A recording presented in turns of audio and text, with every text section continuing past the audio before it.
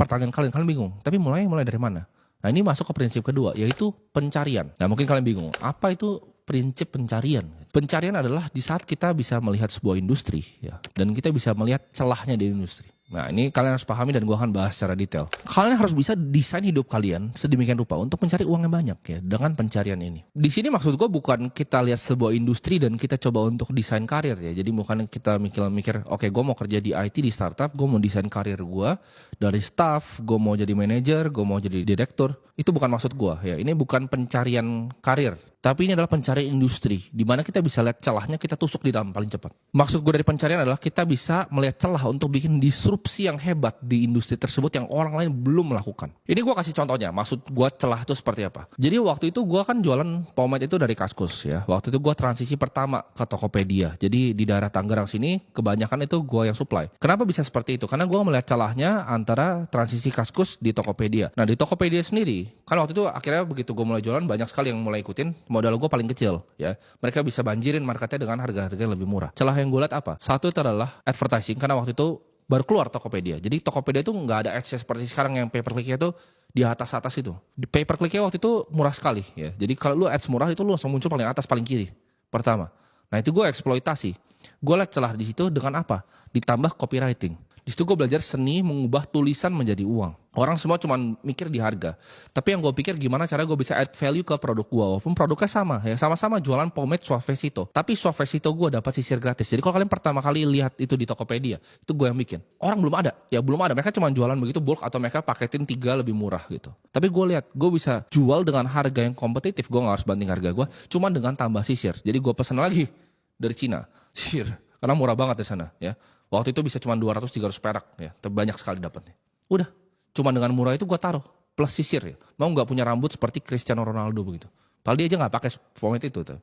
Tapi itu konsep yang gue lihat, celah di industrinya. Nah celah yang gue lihat tau apa lagi? Karena gue bilang tadi, skill ini bisa stacking. Jadi ketika kita mulai tadi, gue mulai dengan jualan pomade, gue nggak tahu bahwa itu adalah industri yang bisa bikin gue sukses dan justru gue gagal di sana. Tapi dari situ gue belajar banyak hal. Satu, gue belajar copywriting. Di saat orang lain nggak ada belajar copywriting. Nah celah yang gue lihat lagi apa dengan skill copywriting gue dan marketing gue ini, advertising gue. Bahwa banyak sekali UMKM yang nggak ngerti ini. Di situ gue lihat celah lagi. Oh ini ada UMKM, ini ada pabrik konveksi, ini ada startup, ya kan, ini ada restoran. Mereka no idea what is copywriting, mereka no idea what is advertising.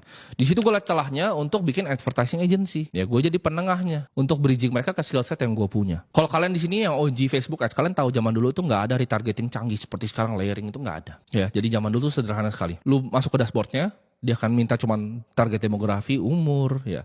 Mereka akan minta lokasi dan segala macam. Itu yang gue maksimalin waktu itu. Gue eksploitasi, gue liat celahnya di Facebook Ads ini namanya location targeting. Jadi ketika gue ngiklan, itu nggak ada yang mainin ini zaman dulu. Gue fokus hanya di lokasi. Gue peduli setan, gender, umur. Karena gue liat algonya waktu itu. Kalau kalian targeting semua, dia masih agak bingung. Nggak kayak sekarang. Sekarang udah canggih banget ya. Udah ada pixel, dulu belum ada pixel. Jadi lu cuma pakai location targeting, lu bisa dapetin omset luar biasa besar. Contohnya seperti apa? Ada pabrik konveksi. Gue cuma target lokasi dekat situ doang. Karena mereka rata-rata mesti datang ke sana untuk ngobrol sama ownernya. Atau kalian mesti chat. Jadi di situ gue bilang simple. Kalau lu mau bikin brand fashion, ya lu bisa order mulai dari 12 piece, yang lain 24, di sini bisa 12. Sebelumnya leads yang dia dapat, ya chatnya itu cuma dapat 2 sebulan, 2 WhatsApp sebulan sebelum pakai gue. Setelah pakai gue jadi 200. Cuman gue pencet tombol begitu doang terus gue video-videoin. Ya itu celah yang gue lihat dan gue minta bagian dari omsetnya. Sama seperti restoran. Kalian banyak gimana ya cara iklan restoran ya? Pakai influencer, pakai KOL? Nggak perlu. Waktu itu gue manfaatin location targeting. Misalnya restorannya kondisinya di Gading Serpong. Gue tinggal bikin iklan ya pakai orang mukanya ngomong ini. Buat kalian teman-teman yang lagi di Gading Serpong, nah itu langsung ke hook di depan. Itu celah yang gue lihat. Jadi gue nggak sampai sini dengan sunshine and rainbow, banyak sekali yang gue udah trial error. Itu gue waktu masih umur 17 tahun, gue udah bisa mikir seperti itu. Dan kalian yang mungkin di sini udah lama juga di bidang marketing pasti paham apa yang gue omongin di sini. Nah pencarian itu penting, prinsip kedua ini, karena sukses itu suka sama orang yang bisa cari celah. Ya. Ini gue mau ambil suatu pepatah dari filsuf Roma ya, Seneca. Kalian mungkin pernah dengar ini, tapi ini sebenarnya originalnya dari Seneca. Hoki itu adalah preparasi ya dikali dengan kesempatan. Maksudnya apa? Preparasi dikali dengan kesempatan. Preparasi ini adalah skill set yang kita punya. Jadi kalau tadi gue gak mulai untuk bikin pomade, gue gak punya skill set untuk bikin copywriting. Kalau gue gak punya skill set untuk copywriting, walaupun gue bisa lihat celah bahwa UMKM itu gak bisa itu, gue gak bisa eksekusi. Jadi dengan mulai kita bisa punya preparasi dulu dengan skill set kita ya. Jadi preparasi itu adalah skill set dan kesempatan ini adalah celahnya. Jadi paham di sini. Hoki itu bisa dibuat. Ketika kita punya preparasi dan kita bisa lihat celah, kita bisa tembak, tusuk dulu ke industrinya.